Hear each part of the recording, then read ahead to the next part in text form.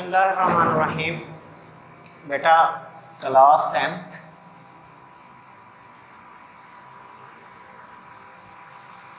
आज 13 अगस्त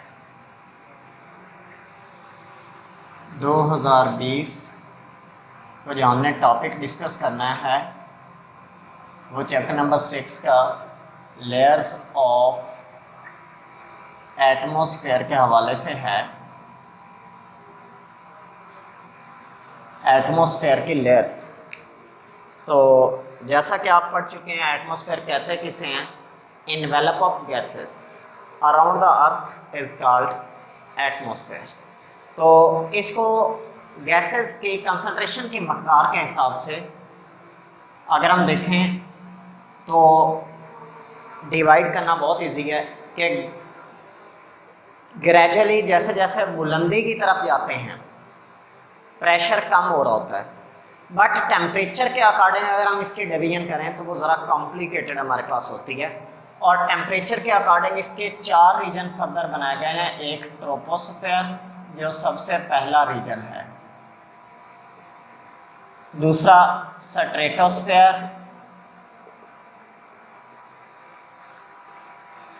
तीसरा मेसोस्फेयर, चौथा और आखिरी जो है वो थर्मोस्फेयर।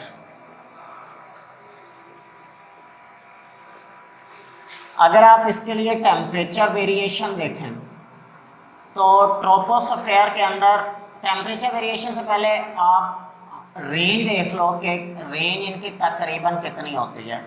0 से लेकर 12 किलोमीटर तक होता है बुलंदी तक, 12 किलोमीटर से लेकर 50 किलोमीटर की बुलंदी तक होता है, 50 किलोमीटर से लेकर 85 किलोमीटर की बुलंदी तक होता है, और 85 से लेकर एक्चुअली ऑनवर्ड है या 120 किलोमीटर अपर लिमिट कह दी जाती है कि वहाँ तक मौजूद है।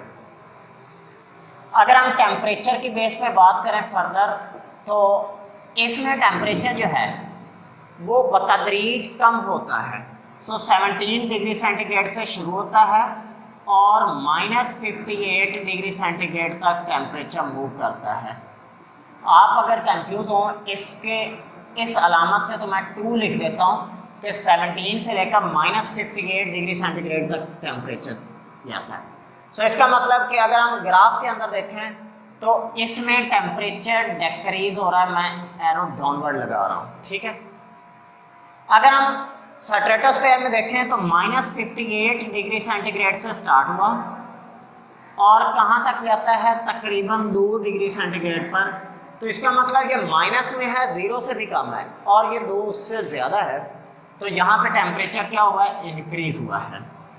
उसके बाद अगर हम मेसोस्फेयर में बात करें तो ये दोबारा से कम होता है, 2 डिग्री सेंटीग्रेड से लेकर तकरीबन -93 डिग्री सेंटीग्रेड तक जाता है। सो इसका मतलब फिर टेम्परेचर कम हो गया। और अगर हम थर्मोस्फेयर में बात करें तो -93 डिग्री सेंटीग्रेड से ऑनवर्ड बढ़ता है। ठीक हो गया, जैसे जैसे आप बुलंदी पर जाएंगे टेम्परेचर बढ़ेगा। एक्चुअली टेम्परेचर को कंट्रोल करने के लिए मुख्तलिफ रीजन्स में मुख्तलिफ गैसेज होती हैं। आपकी बुक में जो है एलेबोरेशन वो जस्ट इन 2 की बयान की गई है, लिहाजा हम इन्हीं को डिस्कस करेंगे। अगर हम बात करें ट्रोपोस्फेयर के अंदर तो इसमें जो मेजर तौर पे गैसेस पाई जाती हैं वो कौन कौन सी होती हैं? नाइट्रोजन और oxygen. No doubt carbon dioxide की मकदार बहुत कम है, लेकिन टेम्परेचर कंट्रोल करने के हवाले से उसकी कैपेबिलिटी बहुत स्ट्रॉन्ग है। लिहाजा इस रीजन के अंदर टेम्परेचर कंट्रोलिंग गैस वो होती है carbon dioxide plus water vapours,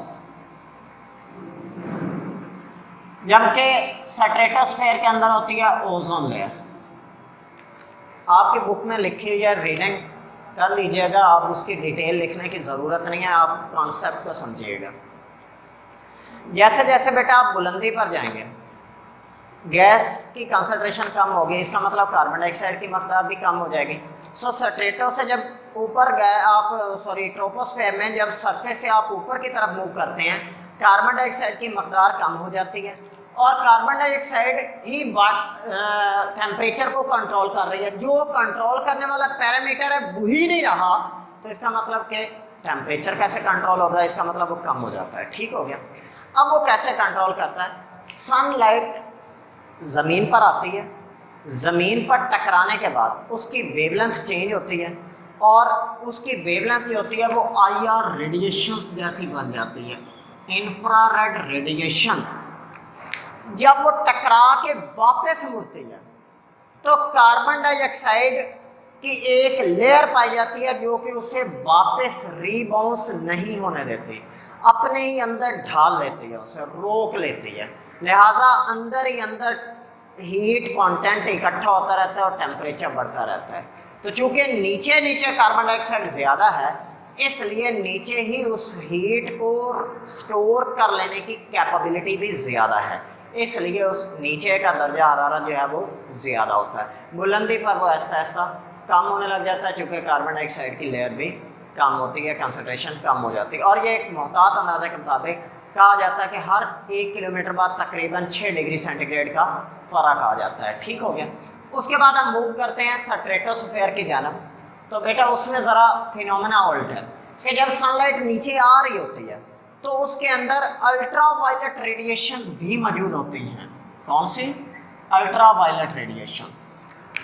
वो इस तरह नीचे आ रही थी, ये ओजोन की लेयर थी, इसके साथ टकराएं अल्ट्रावायलेट रेडिएशंस बाहर ही रह जाएंगी, ऊपर ऊपर रह जाएंगी, वो इसमें से ओजोन लेयर में से पास आउट नहीं होंगे। तो लिहाजा वो ऊपर ही ऊपर इकट्ठी होती रहती हैं। सो ऊपर ही ऊपर ओजोन का जो है दर्जा हरारत ज़्यादा रहता है, नीचे वो कम पहुंचती हैं, तो नीचे का दर्जा हरारत कम है। जैसे जैसे बुलंदी पे मूव कर रहे होते हैं तो ओजोन के लेयर के करीब करीब उसकी कंसंट्रेशन ज़्यादा होती है, इसलिए दर्जा हरारत ज़्यादा होता है। आपकी बुक में 2 रिएक्शन दिए हुए हैं कि जो हायर स्टेज होती है वहाँ पे डिकम्पोजिशन होती है ओजोन की, और वो ऑक्सीजन मोनोएटॉमिक और डायएटॉमिक में तब्दील हो जाती है। वही मोनोएटॉमिक और डायएटॉमिक जो ऑक्सीजन होती है वो इस टेम्परेचर, हाई टेम्परेचर पे ओजोन में तब्दील हो जाती है। लिहाजा ऊपर चूंकि टेम्परेचर ज़्यादा था इसलिए ओजोन बन रही थी।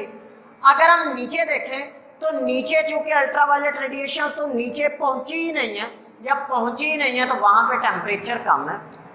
कम टेम्परेचर की वजह से मोनोएटॉमिक ऑक्सीजन तो वहाँ मौजूद ही नहीं है, ऑक्सीजन किस हालत में पाया जाता है? डायएटॉमिक में। लिहाजा वहाँ पे मोनोएटॉमिक ऑक्सीजन के ना होने की वजह से ओजोन बन नहीं पाती। लिहाजा नीचे चूँकि ओजोन की कंसंट्रेशन कम थी, जिसने अल्ट्रावायलेट रेडिएशन एब्जॉर्ब करनी थी वो है ही नहीं, एब्जॉर्ब ही नहीं हुई, इसका मतलब कि टेम्परेचर नहीं है। लेकिन ऊपर चूँकि स्ट्रेटोस्फेयर में ओजोन पड़ी थी, ऊपर ज़्यादा पड़ी थी, इसलिए उसने टेम्परेचर को, अल्ट्रावायलेट रेडिएशन को एब्जॉर्ब करके टेम्परेचर को क्या किया?